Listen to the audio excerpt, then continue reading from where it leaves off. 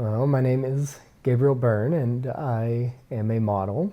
I've gone all over the place for modeling, most recently New York, and I've also received invitations to Milan Fashion Week, but we will see how that pans out. Well, I've always had to be the new kid. My family moved around constantly, and I was bullied pretty heavily to the point where through most of my grade school I ended up eating by dumpsters because no one would want to sit with me, and I'd usually have my tray knocked out from underneath me. So it's kind of a strange feeling, and I think about this often, how I went from the kid eating by a dumpster to now walking some of the most prestigious fashion runways around. It's surreal. The honest answer is not what a lot of people would think. Many would think, oh, you look so good, or oh, you do this. No, my friends kept saying, oh, you should go for it. And I said, if I do it, will you shut up? I did go to a modeling school for, God, I think it was about a year's time, close to it. But they taught me a lot of good stuff, and of course my own business experience also helped me tremendously, especially with contracts and knowing what and what not to sign. The school was great. It was great. They taught me multiple different walk styles, and it definitely opened your eyes up to when you see these models on a runway, you think, oh, they get paid so much to just walk. But in reality, there's a lot more to it than what would meet the eye. You see the end product, you see the glitz, the glamour. You don't see all the rehearsals that go into it. A classmate and a friend of mine, we were in our class and he just straight up started sipping our instructor's coffee sitting at the desk. She came in and screamed, "What the hell are you up to?" It certainly has its ups and downs. It's kind of depends on the show. Some shows are really great, they're high value productions, whereas others you look back and think, Jesus, what was I thinking? Challenges are many. One, there's always the threat of you can really be at risk of developing eating disorders. That's a huge one in modeling. Like, I'm considered a heavyweight for a model, and I stand at, God, I'm about 6'2", 160 pounds, and I'm considered humongous. And one of the models who I always looked up to personally and admired, he's about my height, but he's maybe 100 pounds soaking wet. There are definitely moments of stress and strain, but I will admit that I am incredibly lucky to be able to do what I do, and I'm incredibly lucky to be able to afford what I can do. As I am able to move and travel and do what I need to do without too much worry. But I do know that others aren't as fortunate, and I definitely feel for you, as I've been there myself. In the beginning, it can certainly be intimidating.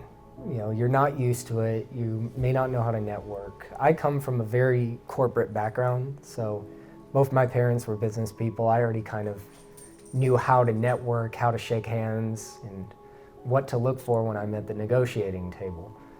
But even then, it can still be very intimidating to walk into these events. You may not know someone, but once you are a bit more embedded in the industry, you'll see a lot of familiar faces, be they photographers, other models, designers, and you start to feel a bit, I wouldn't say fully comfortable, but a lot more comfortable than you were, because you can at least go there and think, chances are I'm gonna know someone there.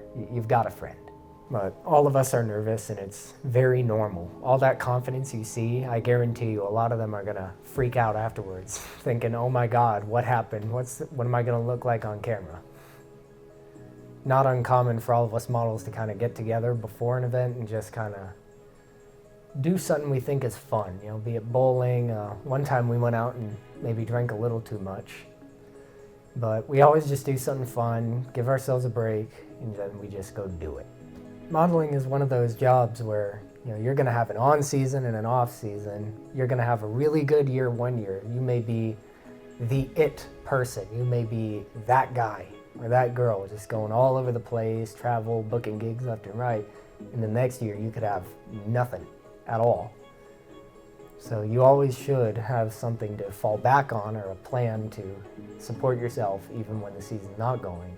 And even when it is, pay as a model can be very sparse. So you have to remember to plan ahead. Do you still struggle with confidence? Oh God, yes.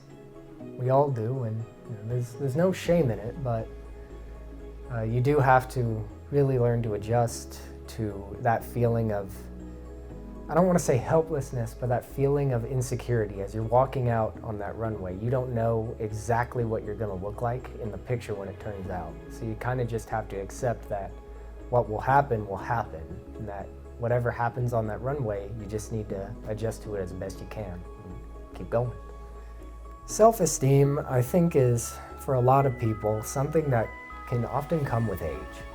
We live in an era surrounded by digital nonsense, and I'm here as a model to tell you that a lot of the lifestyles you see from these Instagram models who travel the world or driving million-dollar cars, they are in deep, deep, deep debt. Most of those things are rented, most of those things are borrowed from someone else.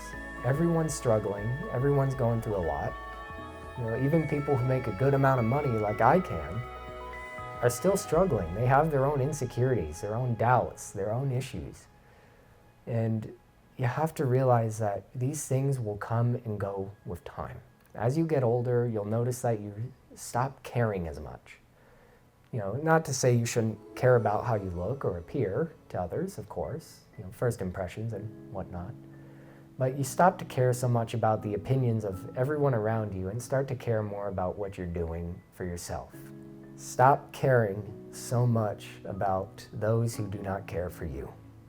We live in a world that I at times think is far, far too sensitive. Everyone's worried about what this person thinks or that person thinks, that they forget to worry about what you think, what's going on with you. We're so caught up in trying to please everyone around us that we lose sight of pleasing what we need to do with ourselves. So many people worry and worry and worry, thinking what's tomorrow, what's next, what's upcoming, that they forget that they are here today. And in that same vein, I would say, remind yourself not to worry so much about tomorrow, but what you're doing today that can make tomorrow better. If I were to share something, it would be that I want people, my generation as a whole, to stop seeing themselves as strangled or held down by something, some force, something tying them back. The more you see yourself as a victim, the more you see yourself as being held back, the more held back you will be. Even if something is not there, it will continue to hold you back. You need to get up and see yourself as a victor, someone who's going to get up, get it done, and make it through. As a generation, we've faced dilemma after dilemma, and at this point I'm getting pretty tired of living through major historical events. But, if you want to look on the bright side, I'll be able to tell my kids and grandkids, Grandpappy survived through way too much, and that was just in his 20s. But, our generation, we're going to be okay. We're going to get up, we're going to get it done, and we're going to figure out what we got to do.